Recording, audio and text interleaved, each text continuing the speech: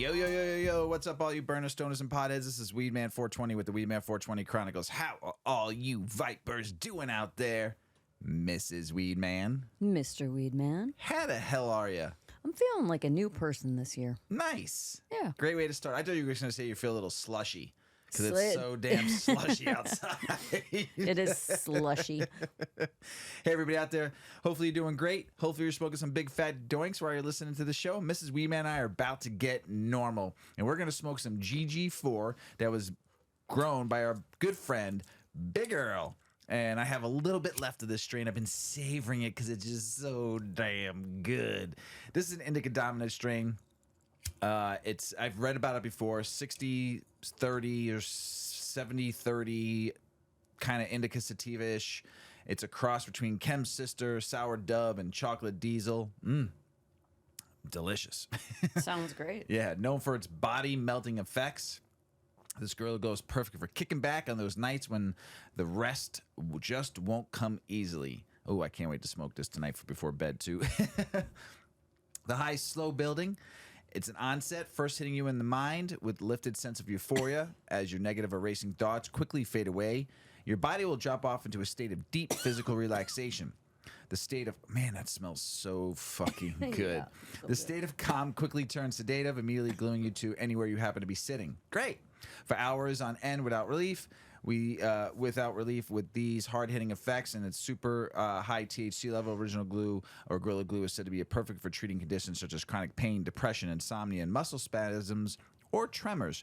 This bud has chemical diesel flavor with a rich chocolatey exhale and tastes slightly of earth. The aroma is very heavy and pungent and dank diesel overtone extended by mocha and spices. Original the buds have oversized, fluffy olive green popcorn-shaped nugs with long, thin amber hairs and coating of thick, frosty, bright white crystal trichomes. Body high, euphoria, relaxing, sleepy. That's the effects. Relieve symptoms of chronic pain, depression, muscle spasms, insomnia. I can't wait to smoke this tonight before bed. Flavors, chemical, chocolate, diesel, and pine. And then aromas are chemical, diesel, earthy, sour, and woody. I tell you what, we've been smoking this for a while now.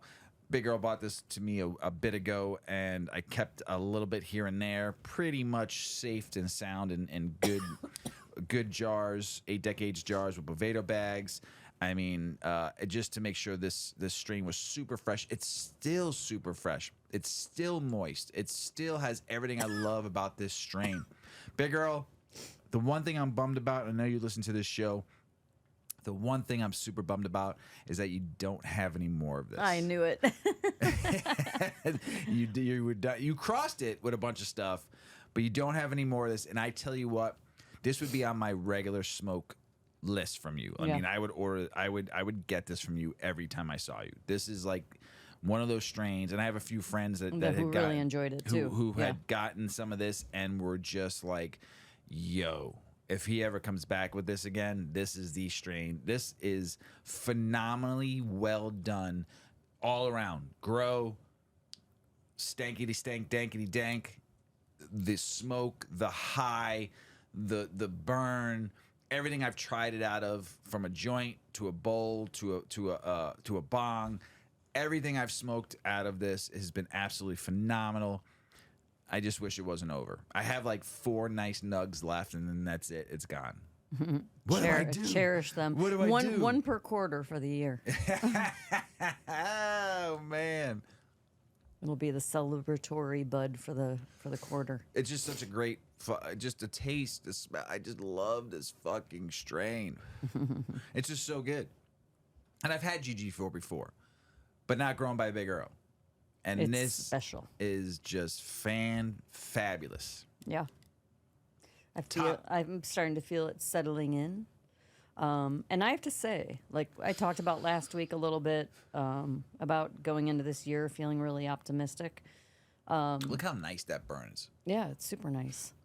You know, like my journey over the last probably 12 years with cannabis went from like enjoying it in very social settings, occasionally at home, definitely not in the company of many others, right? Like, you know, people that I knew smoked, right? I was still kind of not embarrassed about it, but I still felt like The stigma of it. right? And I was a mom and da da da da da. And then to like fully engaging in recreational use and loving every minute of it and not giving two shits about the stigma, but trying to challenge the stigma. And then coming into these last handful of years where medically I really needed it. And I was at the allergist today as a follow-up appointment and just talking about how this year I just feel different. I feel better. I've had a wacky kind of journey with my health over the last couple of years. I've talked about it on the show. I have a mast cell disorder, and that is a genetic. It's a whatever. It's a cluster is what it is, right? And I've dealt with symptoms of it for many, like all of my adult life, kind of chasing this diagnosis, and finally got the diagnosis after a bone marrow biopsy and multiple, like everything being biopsied and poked and prodded in my body, to last year being hospitalized for internal bleeding after having like a outpatient procedure for my condition, and then, you know, waking up to like projectile vomiting blood everywhere and ending up in the hospital for the first time in my life other than giving birth to kids. And, you know, I had been given a diagnosis that said, hey, guess what? Recently, this rare condition has 2 FDA-approved medications. They're not really for the condition, but they've been found to help the condition. So you could try these 2 medications, or you have a terminal lifespan of 2 to 3 years. So in my brain, it was like, I don't really feel that bad, but I guess I'm going to start feeling really shitty.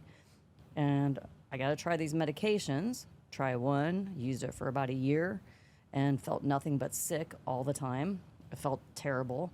Couldn't even take the proper dose that I needed to take for my condition. They had you on a heavy dose. Yeah, and so we were, taking the dose down to the lowest dose I could tolerate, but then it wasn't effectively doing anything for the condition. It was just making me sick. To then we give up on that medication and try my only other option. So my future wasn't looking super promising, and it was kind of like in my brain. It really kind of fucks with you. And like, people don't understand that. I don't think most people in my life really understood the diagnosis I was given, because it's rare, right? It's a rare condition, and not many people are going to take the time to go looking it up online to learn about it. I have a hard time explaining it, and I have it. So it was a weird place to be for the last couple of years, this kind of hovering over my head that, okay, you've got one medicine that's working, but that too makes you really sick unless you take a low dose of it. Well, then I get re-diagnosed. After my hospital visit, then I get re-diagnosed with the lesser intense version of the condition. So it's not a terminal anymore. Now it's just a chronic condition. Still needs to be treated with these chemotherapy companion medications, kind of intense, and, blood work every week, or not every week, I'm sorry, blood work every month. I have to see, multiple specialists. But hey, if it keeps this condition in the state that it's in and I can live a reasonably nice life, I'm going to take the medication, right? Then I find out and then I had a round of skin cancer last year. Because my immune system was compromised from those medications at the higher doses, then my body was vulnerable, according to the doctors, and boom, I get skin cancer on my nose. I have to have Mohs surgery. Then I find out I have osteoporosis. Not like, oh, yeah, you just got to take some vitamins. No, I have like full-blown osteoporosis. Like the next stage would be... At a very young age. Yeah. The next stage would be presenting with a broken bone from a not very serious incident, right? You stub your toe and your ankle breaks. So it's not great. So yeah, like Mr. Weedman said, normally at 51, you don't get diagnosed with full-on osteoporosis. So the medications to treat it aren't really studied on, over 10-year spans. So we have to figure out the approach to how we're going to treat this. Well, I got this infusion, and I'm supposed to get it once every year. They're going to do 2 to 3 years for now, and then we'll go from there. there may be other treatments and therapies at that point. So I get this IV infusion. Now I also go for acupuncture, and the acupuncture helps me with everything. I fucking love acupuncture. I love it. Ugh. Veronica, she's our girl. She's amazing. And so that, you know, I've got cannabis and I've got acupuncture keeping me grounded. Right? And then I've got medicine and doctors that are taking care of me. And I'm in a better place, right? I guess. I don't know. At least I have a diagnosis. Well, anyway, I turned a new page. Like, I got this infusion for the osteoporosis. I had, like, that same week, I had acupuncture, and we did some different things, or Veronica did some different things with the needles and different placements. And then I incorporated a full spectrum CBD, CBG tincture, which I've been taking between 500 and 1,000 milligrams of each day. Beast mode. No, Yeah. I'm just kidding. And I've brought vitamins back into my life. And I will tell you, I'm so optimistic, I think, about this year, because I literally feel like in that last, like, 2 weeks of December, like, somebody went and cleared my eyes off, and I can see again. Like, I feel grounded again. I was like floating through life. It was a very surreal, weird experience. Yes, but you still have pain. Oh yeah, I'm not symptom free. And that's what people. But what is different is that I think dealing with a terminal diagnosis, yes, there were therapies, but, you know, like cancer, if you have terminal cancer, yeah, there's therapies, but you have had terminal cancer, or you have terminal cancer. And the word terminal is there, right? Right. My diagnosis was a terminal diagnosis. Yes, it was. It's weird. It's a very strange headspace that you get in. And, you know, you don't realize it while it's happening. It's just strange. And prior to my being in that position, to anybody, when we get on the topic of death, that I would always say, you know, we can all say that, oh, this is so tragic, this person is going to die. But I mean, even the healthiest person is going to die, and we don't know when. Like, death is a part of life. And I have like a healthy acceptance of that. Like, and but I grieve. You know, we're all human. We're going to grieve, and we miss people, and we don't want them to go. Where am I going with this? I'm really high. I'm like writing a book right now. Holy schmoly. And we said we had nothing to talk about before the show. Yeah. Go ahead, finish up. But no, so just stewing with that and not really knowing who your people were, or then finding out who your people were, the people who really inquired, and maybe the few people who took the steps to actually learn a little bit about what you have. You learned the people who kind of laughed when you said you feel funny and you feel cloudy, and they would joke and like, oh, it's just menopause.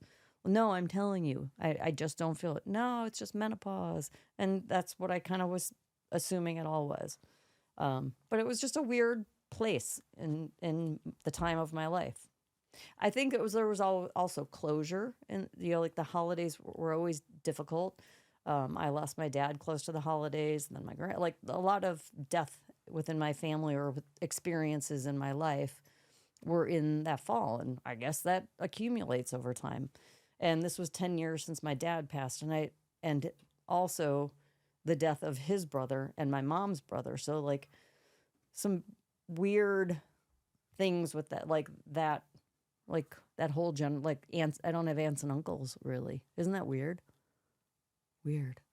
You don't? No. Isn't that weird? Like, I had my grandparents still until 10 years ago. I had grandparents, like, in my 40s. That was pretty cool. Yeah. Right? Oh, my God. Where am I going with all of this? All I'm saying is I had some heavy years, and I think the medication was clouding my mind and making differences in my brain, but I'm sure some of it was emotional and, you know, psychological, maybe a little bit, and nothing that was awful, but it was just different. It was a different time. And I just feel like right now the world is clear, and I feel like I'm back. Like, here's the thing. You thought, I mean, through all that we created 8 decades, and we recorded a podcast. I sold a shit ton of fucking real estate, and we built a brand. And I just persevere. Like, we just do these things, right, Mr. Weedman? Well, I was going to say, you stole just my do it. thunder because I was going to say that while you were talking your story. I'm like, Sorry. but she also started a brand. We also do a podcast week. We started once a month and then went bi-weekly and then every week. She's a full-time realtor. She has me to take care of. Which means you're an all-time realtor because there's no such thing as work I'm hours. like thinking, I'm looking every at you hour. going, damn, what a fucking badass. Meanwhile, in her brain the whole time, she kept on thinking, you hear the word terminal, like you said, and it kind of fucks your head up a little bit. Yeah. You know? So I was like, well, as all this was going on, she still stayed strong enough and kicked ass and took names and worked the whole time. Yeah. While going to doctors a lot and getting poked and prodded and trying not to let the fouls of life veer her in any which direction to the success of life. She stayed strong. Veer me away from success. Right.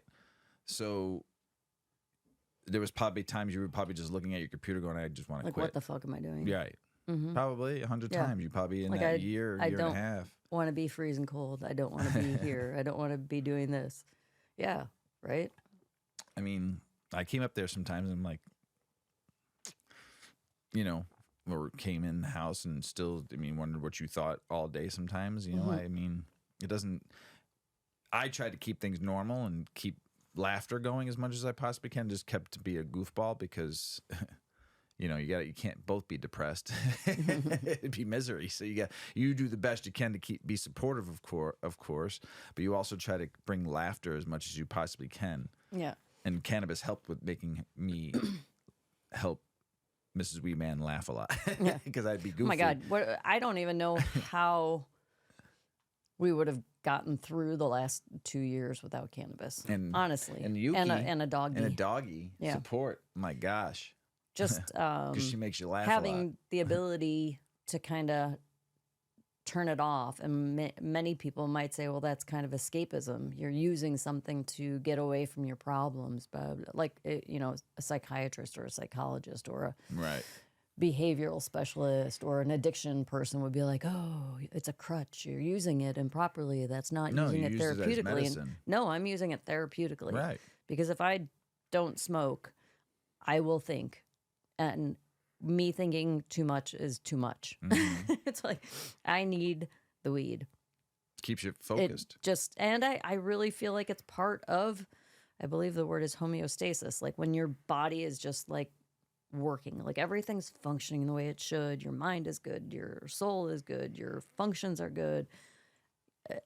Insides, outsides, you're all like, your shit's together. Like everything is good. You're in homeostasis. You're just in balance. You're in, like, your body is grounded in check. And I haven't You know felt how I that for a know long that? time. When my butt, I have good poops. Good poops. That's when I know my whole body's in homeostasis. Well, everybody, now you know it all. Complete, fascinating poops. You ready to start the show? Yeah. Let's do Let's get this. So, as Mrs. Weedman says Yes. about weed, and here's some reasons why you should be growing your own Yeah. weed, Grow it. your own cannabis. And Fuck yeah. it is not that complicated. If I can do it, and I've said this on the Grow Hour, that's why we started the Grow Hour, Big Earl and I, to help people learn how to grow your own home grow. And I enjoy it. It is not complicated because if T the Tech can do it too, and I have a newish friend who I've met through my son and some of his friends out in Arizona home growing, and he is his first grow, and he's been DMing me on Discord a lot about, oh, I just got nutrient burn. And I told you last time we were talking, less is more. And you just told me you got nutrient burn. But I said to him, I said, don't worry, man, this is your first grow. Things are going to happen, but I bet you still get something. So, I mean, it's not complicated, but it is it does take time to learn how to do it. Your first grow might be a disaster, or it could be a really good grow. All it is learning to do it yourself so you can realize that, one, for me, it's a zen. And I don't have a green thumb. I have a weed thumb. I grow weeds really well. And it's just an amazing zen to me. I go down there every day in the morning, check the temperature, check the humidity, open the plant up, talk to my babies, and check if they need water, see how the soil's doing, see how the conditions in the tent are going. And I look and admire the plant. I touch the leaves a little bit, smell my fingers. Give me one of these, myself. And, I just enjoy it. And I probably check on the plant probably 3 or 4 or 5 times a day, sometimes more, sometimes it just depends on the day. But it's just enjoyment for me because I'm growing something that I grew myself and learned how to do. And now I get to smoke it. And it's economical in the long run for me because I don't have to buy any weed anywhere. I grow it all myself. We push some of it to edibles. The next process is to learn how to make live rosin. That's me getting a rosin press and just smoking my own rosin, knowing where it's come from, and learned a lot from Wolfman. Thank you, Wolfman. He was on the Grow Hour about hash and all the people who I talked to about hash and learning more. I've been smoking hash for a very long time, but never knew really the process of it all until the last 3 or 4, 5 years, learning about it more and more. So, but now the next phase for us is to do our own. We make our own edibles. Mm-hmm. We make our own flour. Next thing is to make my own hash. And then I will never, it's just the upfront cost to do this. But in the long term, like I've said before, my whole set, and I haven't done anything to my setup, it was $1,200. The only thing I had to do was buy a new humidifier and it was $45. And then I just had to buy soil. And I get nutrients from Big Earl. I love his nutrient line now. Right. And I buy some seeds. Mrs. Weedman and I bred some seeds. Eventually, if you learn how to breed, you'll never spend another dime on anything, especially if you like something that you've had to grow and learn how to clone your own shit too. But then you can also swap. That too. Favorite strains, GG4. We love it. Big Earl, we love it. Now here's the deal. I have to now go out and search for GG4 strains or buy some for Big Earl so he can grow more of this. Because this fucking weed is amazing. So once you learn and you try some strains and you find one of your favorites, you can now breed that strain and grow your own seeds with that strain, or clone it, or find and just harvest what you want, but save some seeds for later and just always have that consistent grow of it if you like something. You can actually breed and make your own blends. It's kind of cool when you learn how to start becoming a pollen chucker, as Big Earl says.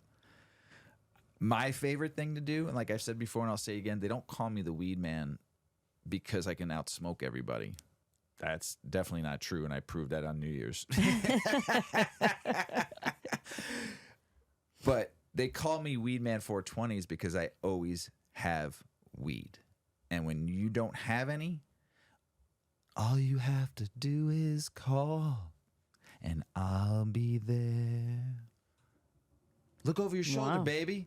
It's Weed Man 420. Oh my gosh. Puff, puffing away. That's so corny. It is, isn't it? It's so good, though. It is. Such a dad joke. That's why I love it. And it just popped out in my head at anywhere. Hey, how about that? You're going to gain an understanding of the plant like you've never understood before. Especially when you're just... Mrs. Weedman doesn't go in the tent all the time, but she checks them. And when I'm out of town, she checks them. But she has a connection with the plant, too, because she's been through the process. And especially growing your first plant over the summer. You have a connection with that plant. Oh, yeah. Yeah. Also, you know what's going in your weed. Yep. You know what you're putting... Because that's going in your body. So you know exactly what soil you used, what... Maybe organic soil you're using, living soil you're using, organics you're using, the whole plant process. You just know from the seed to the soil to the green to the smoke. You knew how that was there and what's in it. And here's a really good one. Because you fucking can. Learn to do it and just fucking do it. I love when people send me pictures of their home grow and give me a nug of their home grow, and I get to smoke it and talk about their home grow on the show because they took the time, the energy, the passion, the love, the consistency, the care, the nurture, the love for that plant, because they knew from top to bottom what was in it and how it was going to smoke, and they're sharing it with their friends and family because they care about them to give them something they know they grew themselves from the seed to soil to the green. The economical cost of it all. It's just a layer upon layer of why you should learn how to do it, and don't give up on your first 3, 4, 5 grows. If you do 100 grows and the fucking plant never comes out of the soil, then you need to have like Mr. Weedman come over or Big Girl come over and show you how to do it. Okay? So learn how to fucking grow weed and you will be so happy in life. Microdosing. Yeah, it's a thing. It is. Yeah. And it's good to microdose. Oh, yeah, yeah. So I've got a good article here on how to microdose THC, finding your perfect dose. Not everyone wants to get high from weed. Most people, or more people, are opting to microdose THC for wellness purposes. Microdosing cannabis is the act of taking small doses, which for many does not induce a buzz. However, every person is different. It's up to the individual to find their sweet spot for cannabis, which can be a lot of trial and error. In a cannabis space dominated by high THC products, the need for low-potency products is clear.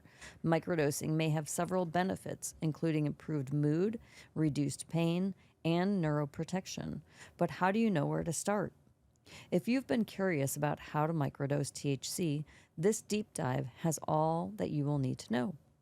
So, what is a microdose of THC? A microdose is the lowest amount of THC a person can take before they feel any psychoactive effect. For most people, this is less than 2.5 milligrams of THC. Cannabis is processed via the endocannabinoid system, a series of receptors throughout our central nervous system. Active compounds in the plant, like cannabinoids, terpenes, and flavonoids, go through your CB1 and CB2 receptors, and they act as your body's weed sensors. Since everybody's body is different, reactions to THC can vary dramatically from person to person. One person's endocannabinoid system may require higher doses of cannabis to feel high, while others may be far more sensitive. Medical marijuana patients could go either way depending on their condition, and it's crucial to always educate yourself as much as possible. Research on microdosing THC is somewhat limited, but it does show that it may help relieve a number of conditions. Anecdotally speaking, the benefits may be much broader.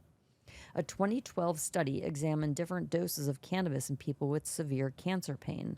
Patients who received the lowest dose of cannabinoids saw the best results, while those who were given a high dose actually saw an increase in symptoms. In 2017, researchers in Illinois revealed that lower doses of THC may reduce stress.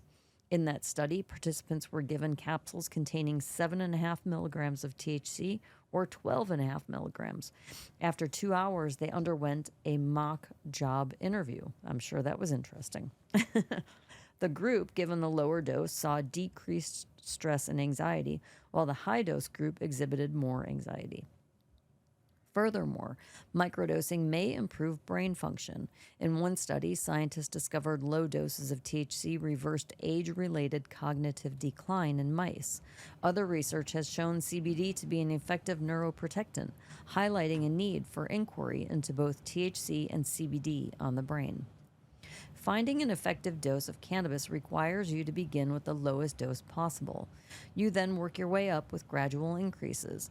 There's a saying in cannabis, start low, go slow. Go slow. This is especially true when it comes to honing in on your perfect dose.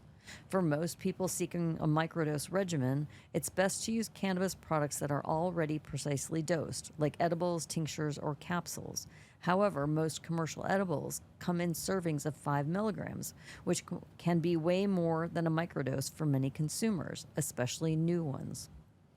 Ideally, you would start with 1 milligram of THC and go from there. Full spectrum products also are recommended since they contain more of the cannabis plant's active ingredients. Fortunately, there are a number of brands catering to the low dose market. Since cannabis can affect people in vastly different ways, it's important to start in a controlled environment. Picking an evening at home when you don't have any other responsibilities, take your dose and wait for up to 2 hours, then journal your experience. You can then gradually increase your dose from there. Once you hit a dose where you definitely feel something, you've reached your cannabis threshold, and that point is where your mind-altering effects will begin. Here are some of the most frequently asked questions about it. How much is a microdose of marijuana? A microdose is the least amount of cannabis without you feeling high. How does microdosing THC work? THC interacts with your endocannabinoid system, which is part of your nervous system. Cannabis edibles are processed through the intestines, while smoke and vapor are processed through the lungs. Cannabinoid receptors in these parts of the body act as sensors, signaling to the brain and triggering a high. Can you microdose CBD? CBD and other cannabinoids like CBG and CBN can definitely be microdosed. However, the dosing recommendations may be different than they are with THC, since that's more psychoactive than other minor cannabinoids. Microdosing THC, benefits without the buzz. Finding doses of cannabis that work for you can be challenging, but will be worth the hard work. A microdose of THC may elevate your mood, reduce pain, and even help you sleep better at night. Consuming cannabis is extremely personal, and a microdose for one person can be a macrodose to another. Whether you're a medical cannabis patient seeking relief or a professional seeking a boost of energy during a long day, knowing your why will also inform your regimen. Once you find the best dose and product for your individual needs, you may find that microdosing is exactly what you need to live your best life. Pretty good. Yeah, I mean, microdosing is good. I think so. It's not a bad thing at all. It's just it trains your body and it trains your system. And there's a lot of people out there that have low tolerance. I mean, we still love our 10s. Mm-hmm. I still love a 10. 10 is great for me. I still like a 2.5. Because I like a 10 because we smoke. A 2.5 is a microdose for me. Sometimes a 5 could be a microdose. Yeah, I like 10s. I'm a 10er. For a microdose? No, just 10s. Oh, you just like 10s. I just like a 10. Just good. It's good for my body. You can function. Yes. I was going to read this article about ancient Rome and marijuana. I'm not going to. You changed your mind? Yeah. Okay. I'll talk about it on another episode, or maybe I'll just post it. But let's talk about concentrations, the evolution of cannabis extraction. Let's talk about hash. And I'm going to talk about this with you. Yeah. And did you find that? No. You Yeah, I did. You found your cough drop? Yeah. I dropped Mrs. it. Weedman thought she was going to get a Dropping break. things. And I skipped. He skipped a story, so now I got to get back to reading. You Hold don't on, have to let me get back to reading beverage. yet. I'm going to give you. We're going to talk about hash. We're going to talk about. We're going to talk about extraction. And when I first saw my first extraction, and my first like dab, like someone handed it to me, was wax, and this was 20. And now I'm not talking about hash. I've had hash in my life for a very long time, since the early 90s. Mm-hmm. So I'm talking about other types of extractions, and I'm talking about wax and shatter. And when I first saw those two, it was 2012, end of 2012, going into 2013. And I had left the beer distributor, and I just got working for a brewery. So it was in between that time. And I had no idea what it was. And I was talking to this kid who I used to work with at a restaurant. He was making it out of his home. Out of his home. I said, so what is this? He's like, I said, he goes, well, it's an extraction. He goes, I use butane. I said, butane, like fucking, like lighter fluid butane? He goes, no, it's edible butane. And I do it on my stove. And I make this stuff. He didn't go through the whole entire process, but Sounds terribly dangerous. It does sound terribly dangerous. And he gave me some of it in parchment paper and said, do you know anybody that likes this? And I'm like, I don't know enough about this, but I'm sure I know some people that do. Mm-hmm.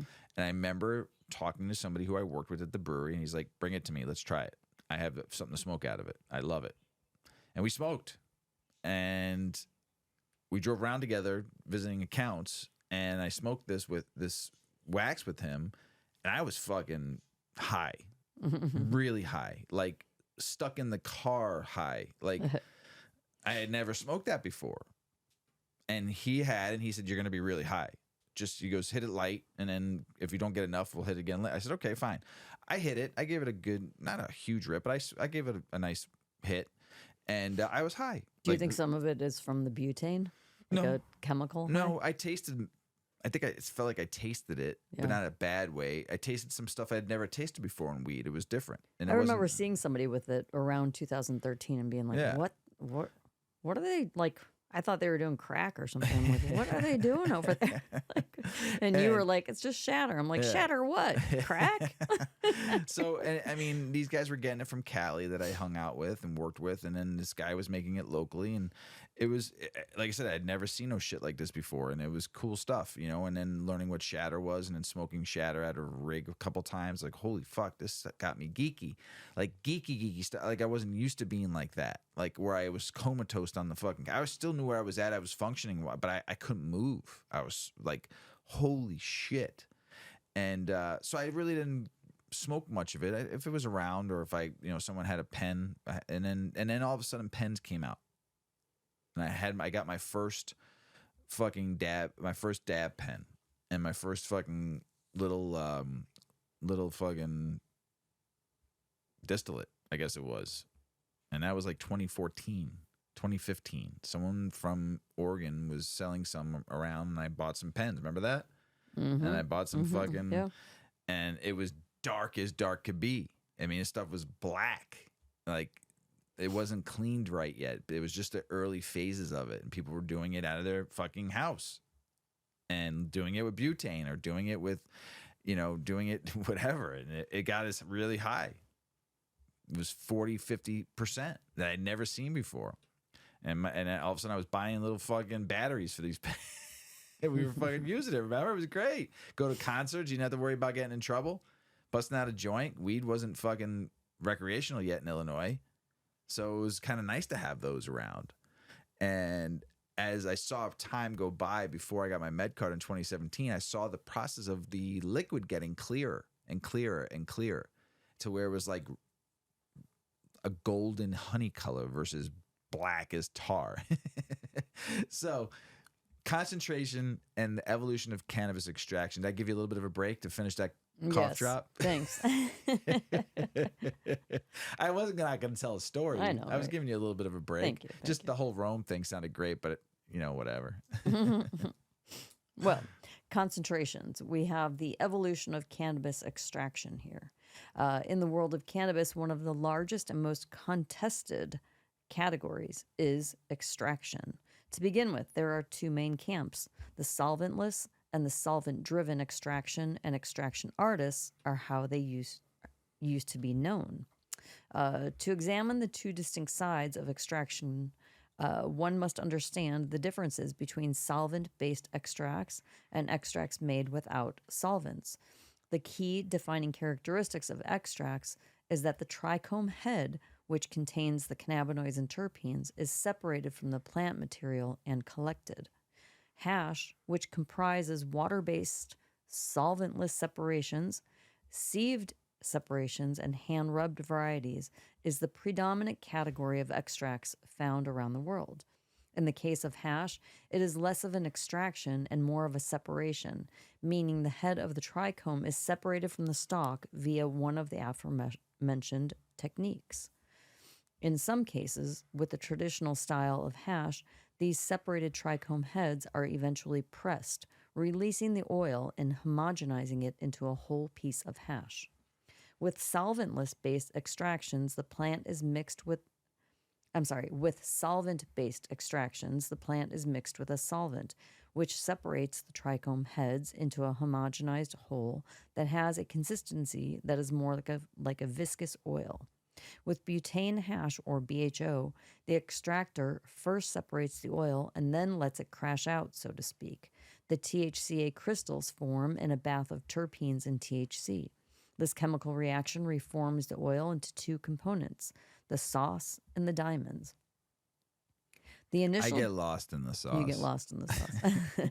The initial difference between hash and solvent-based extracts was that solvent extractions were quite dangerous and often involved the use of a large and costly equipment. It was also profoundly difficult to get large amounts of solvents prior to legalization. For this reason, hash was really the most predominant strategy of extraction up until the early 2000s, when, as a result of medical legalization, butane hash and distillate started to become popular techniques for extraction. This was also when the closed-loop BHO extraction systems started to appear, making that form of extraction safer and more widely adopted. The biggest argument against solvent-based extraction is the danger involved in manufacturing them and the potential for residual solvents. But one could argue that if a lab test came back showing no solvents in your oil, it would be solventless at that moment of time. Would you agree? Would you agree? I mean, I still think that there's residual from the I would imagine, right? Or it removes some beneficial characteristics of the plant because it's chemical. Yeah. Like a chemical interaction. Yeah, a little bit. I mean, there's if you listen to the two episodes we did with Wolfman, you know, when we were talking about the solvent list, the solvents parts of it, and how they, you know, how I've always tasted the solvents, especially the butane. And he's like, that's because their curing process was done wrong. So, and that's why you shouldn't taste it if it was cured correctly and if it was done right. So, but it's still in there. Right. So, and that's why a lot of people like solventless because they don't want the chemicals. They don't want that process that it was made with. Right. You know, does that make sense? Yeah, totally. So meanwhile, with hash or solventless extracts, no chemicals were used in the separation process, like we just said. Some people argue that water and terpenes themselves are solvents, which is true. Still, in the case of water hash, the water acts as a carrier rather than a solvent, since the cold water separates the head from the stalk. The earliest techniques for traditional hash were either hand-rubbed or sieved. The hand-rubbed was usually darker and creamier, feeling more slick and oily to the touch. The sieved was typically a bit drier and had consistency more like sand pressed together. In some cases, the sieved hash was super oily and homogeneous due to its high oil content.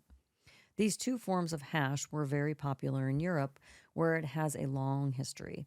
In the U.S., there was less of a cultural connection to hash because it was harder to import.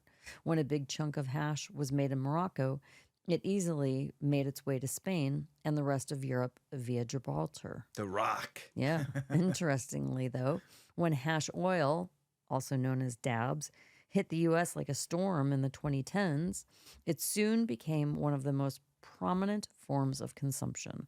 This culture eventually evolved and produced the rosin heads that now rule the hash world in America and other global cannabis hotspots. Rosin would become an elite entry into the extraction world as people realized they could squash the heads off mediocre hash, producing a more oil-like dabbable product. Due to the extremely low-yielding results of this technique, rosin would become not only sought after, but also one of the most expensive types of extracts. In its long tradition, hash and now extracts have evolved into a myriad of types, with distinct products and ways of producing them. As cannabis legalization spreads across the globe, it will be interesting to see what further innovations in the extraction world may come our way. Yeah, and I give Mrs. Weedman articles that she's not 100% knowledgeable on, so she can learn. And she said this to me earlier in the show. She's like, "I don't know if I'm ready for this." I'm like, "Yeah, you are. You are very experimenting a lot and trying different methods now of hash, and you need to learn." So I always try to give you. It's complicated sometimes with all these different processes. There's and how to rosin. make stuff. Yeah, and all the different language. Resin. Yeah. There's live rosin. Yeah. There's hash. There's solventless hash. There's a lot. So I try to give you some articles to help you learn because we're not experts. We say it all the time. We're learning to help others learn. Right. Oh my gosh. There's so many different processes now. It's not just fucking get the flower and smoke it. You know, it's not that anymore. So it is a lot. And we like to smoke a lot of different methods and different ways and different. I mean, I love hash. I've loved it since the 90s. I just want to be able to maintain a certain level of smoke. That's my preferred consumption. And vaporizing would be secondary. And I just want to have clean. I want what's going into my body to be as pure and as clean as possible. And that's why I like hash. Right. Solventless hash. It's fucking great. The high is there. The taste is fucking out of this world. And what we're doing here in the United States with hash nowadays is absolutely fucking incredible. Still, I mean, I would love Mrs. Weedman to try some true Moroccan hash and some true Jamaican hash and get like the old school way of making it and really seeing what that's all about. But the hash that's being made in certain states and certain people that I know that make it through their house. The old traditional ways. It's just fucking unreal. The new tradition way they're doing too is we smoked the fucking New Year's. Right. You know, the new tradition, the way they're making it today. I mean, watching them braid it and knead it like dough is absolutely fucking incredible. My friend Broccoli Rob, who I knew from Ohio, watching him do it, absolutely fucking amazing. You know what he taught me and showed me, and it was like That's an old name. Broccoli Rob. Yeah, I haven't heard that in a while. And he's still the man. You know, I think he's one of the best young buck hash makers I've ever seen. You know, and Wolfman, another phenomenal hash maker.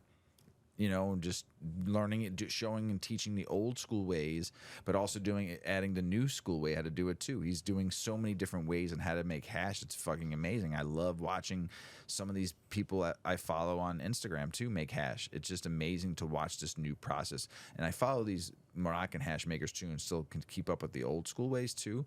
But it's just amazing to see the deliciousness, the smell, the taste, the high, the process of just like when I was talking about growing a plant. The hash process is an art form now. You have Frenchie Cannoli that we've talked about on the show. Rest his soul, you know, what he did for the hash making and his traditional ways of making it too. I mean, it's just, there's some fucking amazing, my friend Mr. Straight, you know, from Straight A.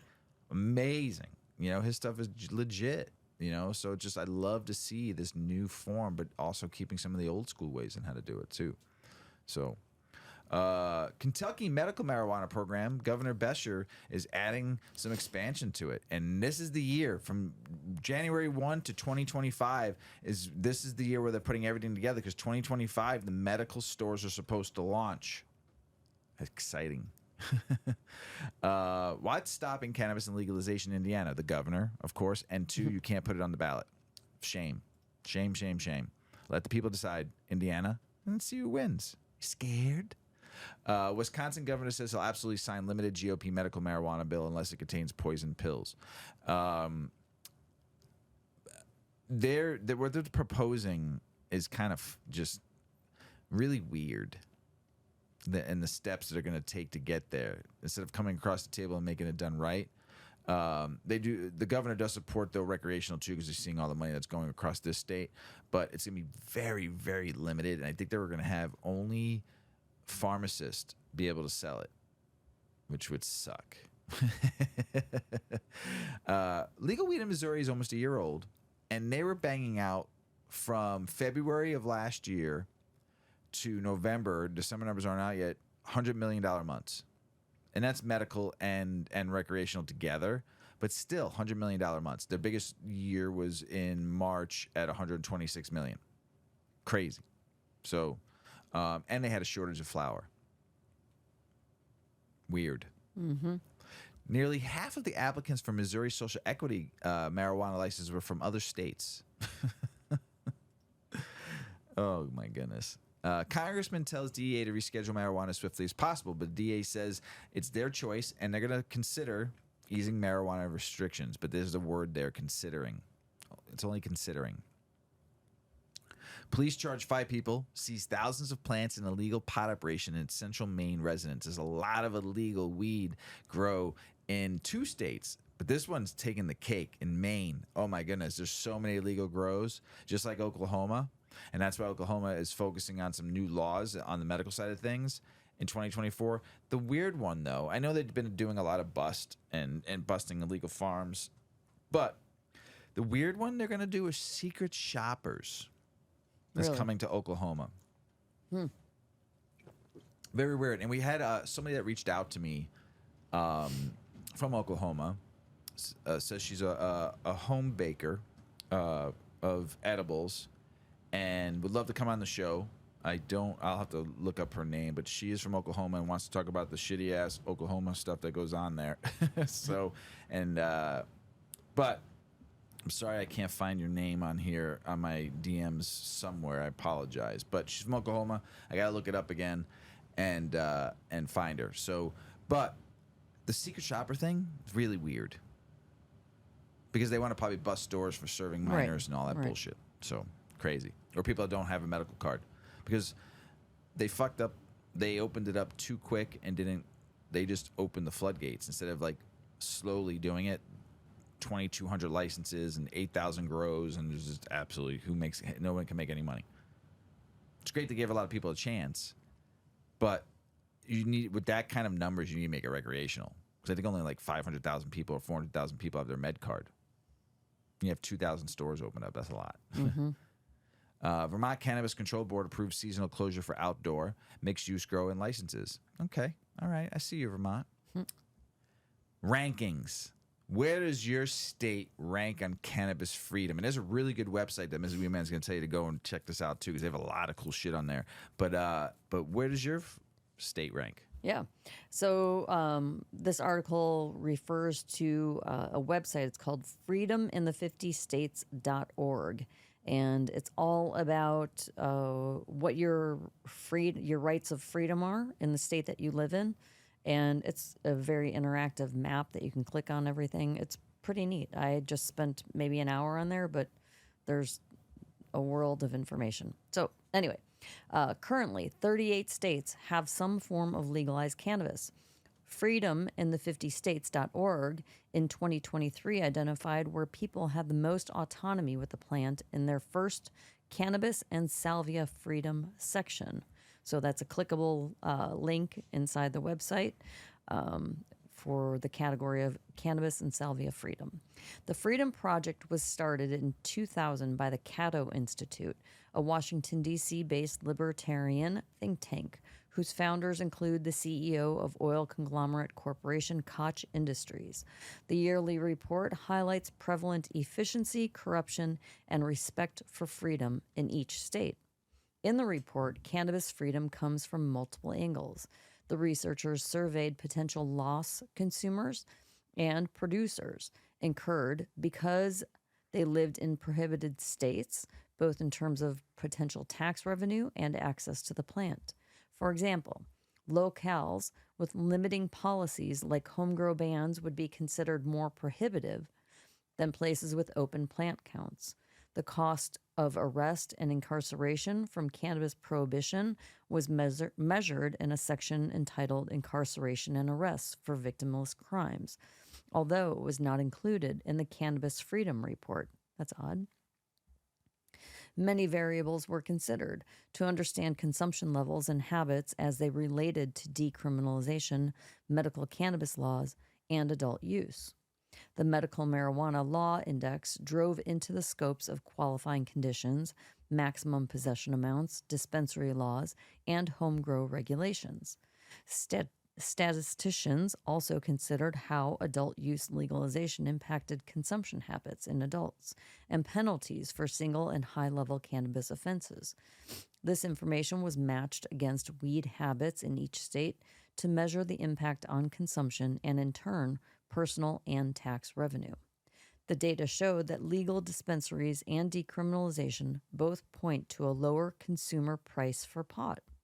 Calculations also estimated a potential $5.4 billion economic surplus in the United States if they would finally enact the federal marijuana legalization. So $5.4 billion economic surplus if the U.S. went legal federally. Dang. Researchers mention that taxes are not considered in the statistical analysis, but they hope to include this data set in 2024. Additionally, Delaware, Maryland, and Minnesota legalized adult use, and Kentucky legalized medical after the study closed. If the correlation between high taxes and a thriving legacy market were included, California may not rank so high. But let's move on to the rankings. The best and worst cannabis freedom states. The top 5 states for weed freedom are 1. California, 2. Maine, 3. Alaska, 4. Massachusetts, and 5. Arizona.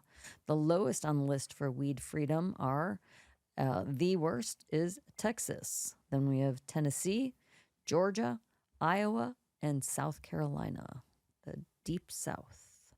States like California are always expected to land at the top of cannabis lists. However, many may have expected metropolitan hubs like New York or powerhouse Illinois to have more cannabis freedom. What, the Not So Fun League, Illinois? That's what I call it, the Not So Fun Cannabis League here in Illinois. No fun. And both states ranked in the upper teens. Alternatively, most people probably expected to see the bottom 5 right where they were, though some might be surprised not to find Idaho. It made it in at number 39.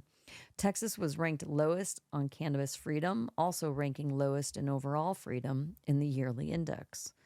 The Freedom in 50 State report highlights something apparent in the last decade. Cannabis is no longer a partisan issue. Though the outliers remain in every party, Republican or Democratic, Libertarian or Socialist, most agree on one thing. It's time to give up on pot prohibition. I mean, Illinois should have at least 200 cannabis consumption lounges by now in this state. Yeah. As Governor Pritzker kind of touts how they're the best in the country. No, you're not. This is the Not So Fun League, is what I call it. So I found that person who DM'd me. And it took, I didn't see this right away. So I want to apologize. This was back from December 15th and it was like in my spam on Instagram. So, and I finally looked somewhere and I saw it. So, and I answered, Dear Weedman 420 Chronicles. This is, the Oklahoma business person I was talking about. I am Ebony Jones, owner and head chef of 828 LLC in Tulsa, Oklahoma. I love Tulsa. I do. It is a great bar there called Mercury Lounge, punk cowboy rock. It's amazing. Specializing in scratch-baked desserts and cannabis-friendly events. My journey from Le Cordon Bleu graduate to the head of Sublime Brands Infused Candies and Chocolates department has been a roller coaster. Amidst the pandemic, I founded 828 to break the stigma around cannabis consumption and promote mental health awareness through events like Puff and Plant Intentions. Now at the crossroads, I'm considering opening a storefront and expanding my impact by giving back to the youth through education. I'd be honored to share my story and insights on your podcast discussing challenges and triumphs in the cannabis industry, community engagement, and my vision for the future. So thanks, Miss Ebony Jones, for reaching out to us. You can follow her on Black Butter, Budder Fly, and we will discuss this with the team and talk it out, and we'll let you know. But I just wanted to read your story anyway because I thought it was really cool, especially I mentioned Oklahoma. And thanks for sharing your story.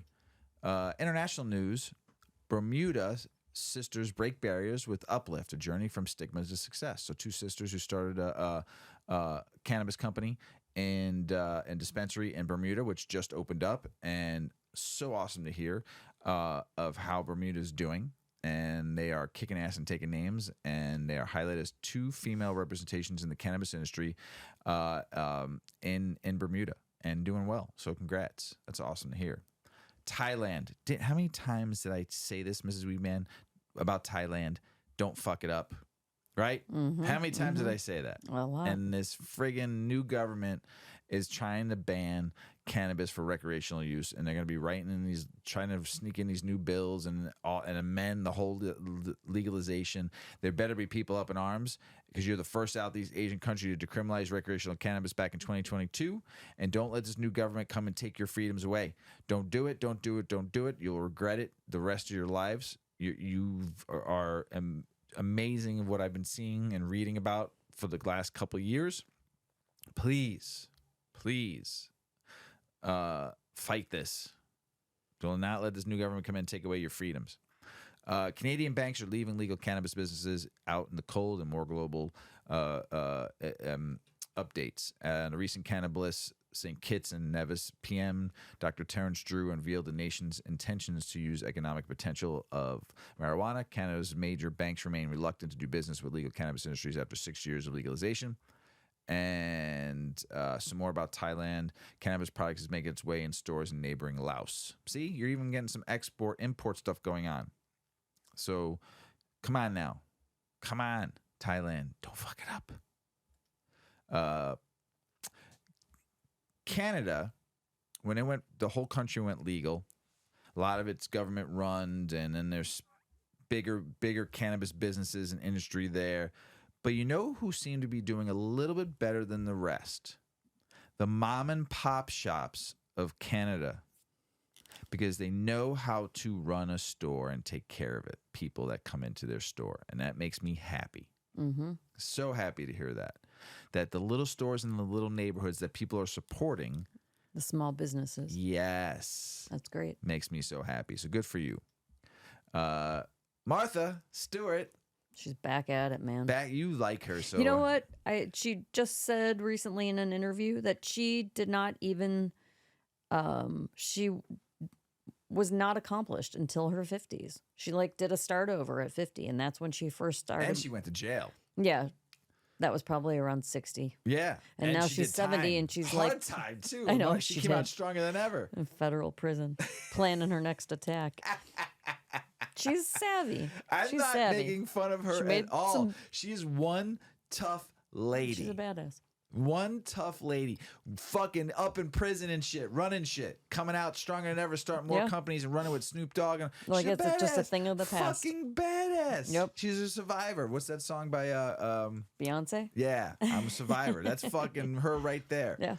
Badass. So we talk about her and we talk about Snoop Dogg a lot. They're just very present in the public face of cannabis, really. Like even if you don't smoke weed, I'm sure you know that they're both connected to it, right? So they are here talking in this article, and it says, working with Snoop Dogg, and we enjoy, quote unquote, baking. As I reflect on my recent collaboration with Snoop, I realize I learn so much from him every time we work together. He's taught me about music and business and always gives me a fresh perspective. We both help each other in that way, says the world-famous media personality and businesswoman Martha Stewart during an exclusive interview. Martha Stewart and Snoop Dogg's collaborations have become iconic in bringing together diverse worlds. Their joint endeavors began with the VH1 show Martha and Snoop's Potluck Dinner Party in 2016. The show was a hit, showcasing their chemistry and contrasting their styles. Showcasing their chemistry and their contrasting styles. How's that? Their partnership then extended beyond the show, including various appearances and joint projects. They have since appeared together in a number of commercials and public events, often highlighting their unlikely but genuine friendship. Their collaborations resonate with a wide and diverse audience. In their new adventure, Stewart and Snoop Dogg combine their shared insight and individual flair. Observing the rise of functional accessories, the duo wanted to add to the trend with their own personal flair, Stewart explains. She recalls the inspiration behind her Best Buds bags with a sense of accomplishment. I wanted to create a fashion accessory that was both fashionable and functional, she explains. The bags were conceived as a fusion of Stewart's minimalist chic style and the practicality of an everyday essential, the lighter. The bags were also a prelude to her upcoming Bic Easy Reach lighter collection, which is expected to launch in early 2024 and will feature beautiful patterns and colors that are chic and minimalistic, she shared. The partnership with Snoop Dogg adds an additional layer of richness to the project. Renowned for their unique and dynamic pairing, Stewart and Snoop bring together contrasting but complementary styles. He's a great friend and business partner who is always fun to work with, Stewart remarks, highlighting the duo's harmonious collaboration. Their relationship transcends business, fostering mutual learning and shared creative journeys. With the lighter acting as the latch that opens the bag, my lighter is always easily accessible, and it doesn't get lost at the bottom of my purse, she explains. The secret pockets, while a clever addition, are just one of the many features that make the bags appealing to a diverse audience. Stewart's journey with the Best Buds bags is not just a tale of fashion and functionality. The alliance, born out of a mutual understanding and diverse creative expression, signifies more than just a business venture to them. It's a celebration of friendship and shared values. Their collaboration extends beyond a personal rapport. It's a reflection of a larger cultural shift, Stewart explains. In her view, it represents a movement toward mainstream acceptance of cannabis. Celebrities have a lot of power to influence trends, and I want to make sure what I'm promoting is genuine, she adds. And she predicts we're going to see a lot more celebrities interested in similar endorsements. And as more celebrities sign on to promote herb-related products and accessories, we're going to see the industry continue to expand. The philanthropic aspect of the Best Buds Bags collaboration is another dimension close to Stewart's heart. The Martha Stewart Center for Living, an organization dedicated to offering seniors high-quality primary care, will benefit from the proceeds of the bags. This gesture adds a layer of social responsibility to the project, aligning with Stewart's ethos of contributing positivity to the community. In a final playful note, when asked about sharing a joint with anyone, Stewart's response is lighthearted yet poignant. I'd certainly enjoy some baking with Snoop, she said with a chuckle, encapsulating the unique and endearing nature of their partnership. Cute. That's Snoop, cute. Making the purse. And Martha is just... I've seen it. So it's like where the purse closes, a lighter slides in. And That's keeps pretty cool. The purse closed. Yeah. Yeah. Nice. I like I said, she's a badass. I mean, she gets shit done. Isn't she like 80 and killing it? I don't know. I thought she was in her 70s. She kills it. That's all I know. There was a band. It's a legendary band. And the band's called Sleep. And they have an album called Dope Smoker. It is a very long one-song album. And it's just all stoner metal. It's amazing. If you haven't heard it, it's just continuously just goes and goes. But when you're stoned, it's like, whoa. And they spent their whole entire first, urban legend has it. It's that they took their advance from London Records and spent it all on weed. But according to them, though, too, they always had ounces upon ounces at a time. And to make a record like this, you needed to like be heavy weed smoked out. And to them and to the writers of this article, they said that Dope Smoker is perhaps the purest expression of stoner doom, a genre forever linked with marijuana. It is a record both of its time and timeless, a testament to the creative power of cannabis. It is a landmark, a monument, a shrine at which future generations of stoner doom bands come to pray. And at the altar, a giant smoldering pile of weed. So, I know some people that go see them too. I've never seen them in concert. I know people that have seen them and just said, it's amazing. It's just straight, just music, hard stoner doom rock that's just like powerful. So I like their music. It is deep, and get deep into the weeds when you listen to them because it makes a lot more sense. As my friend MB would say, he is a very big Sleep fan.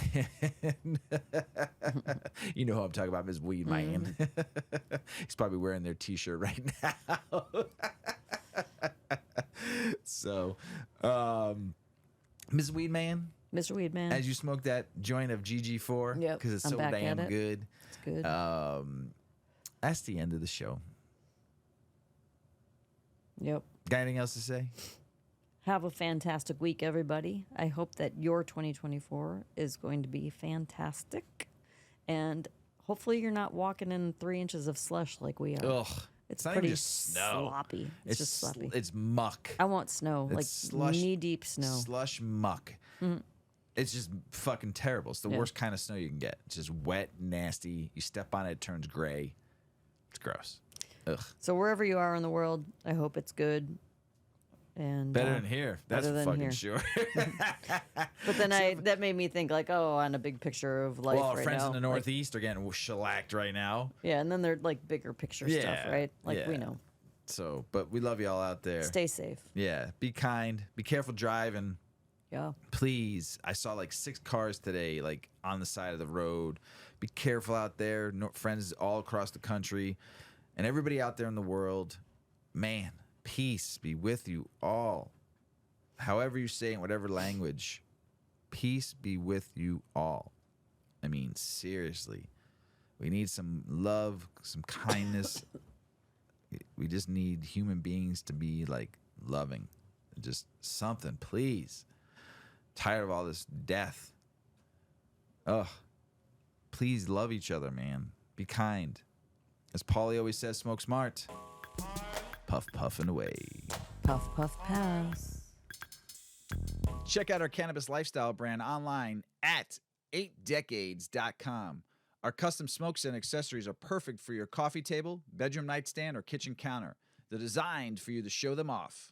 The Canna community is also loving our hemp and cotton blend t-shirts, sweatshirts, scarves, and hats, finished off with our 8 Decades logo. We've got some awesome, long-lasting goods that will be your favorite for years to come. 8 Decades, because a 9th decade of cannabis prohibition isn't acceptable. Acceptable. Acceptable. Acceptable. Acceptable. Acceptable.